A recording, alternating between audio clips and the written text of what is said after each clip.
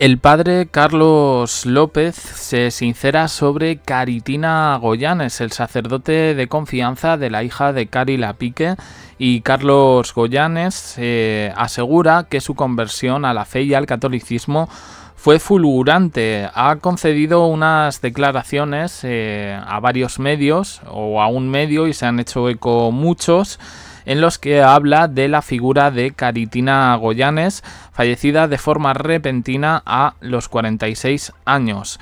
De ella dice que había dedicado mucho tiempo a la fe y a Dios, que era una persona de oración diaria y de vida sacramental frecuente.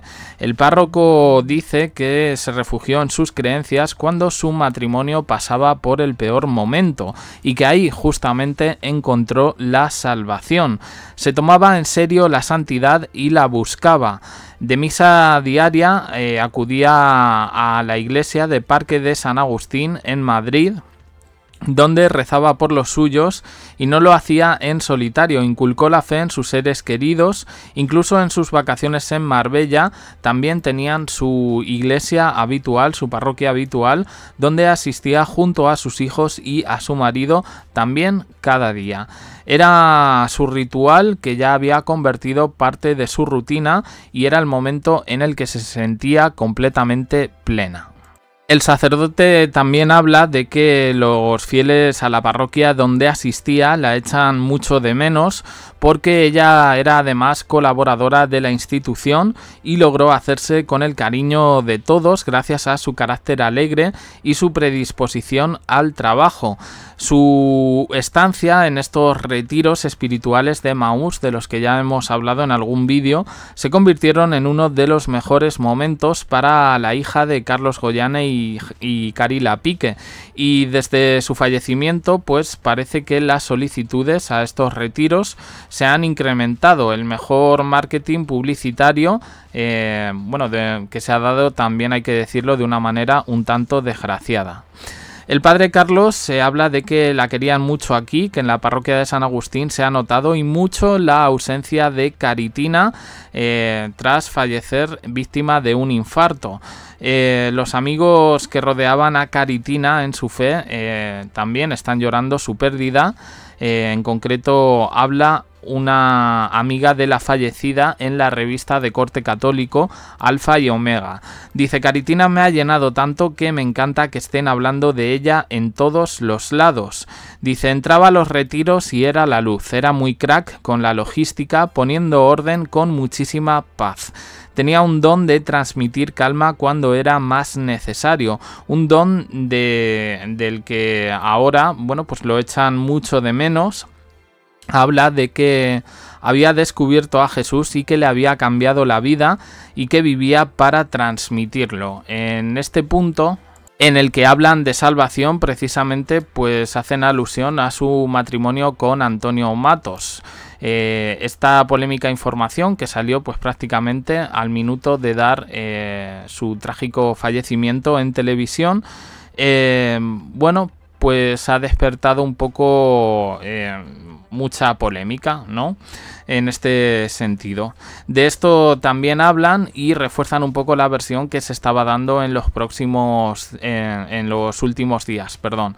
Parece ser que ella, en un momento de su vida en el que se sintió perdida, en el que se sintió que estaba agobiando a su marido, que es cuando pasan la crisis y tienen esa ruptura física, ese divorcio o separación física pero no oficial, pues ella empieza a acudir a estos retiros espirituales a los que era totalmente apasionada, y tras un tiempo pues tiene una conversación con su marido.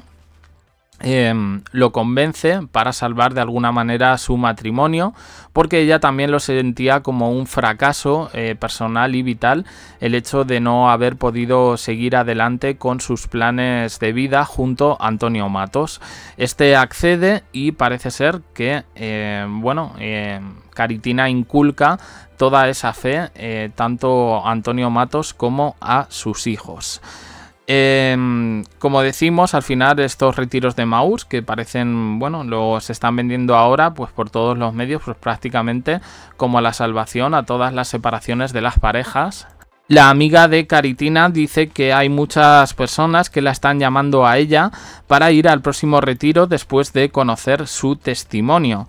Las declaraciones ya las recogimos aquí, las voy a resumir, las que hizo Caritina para promocionar estos retiros.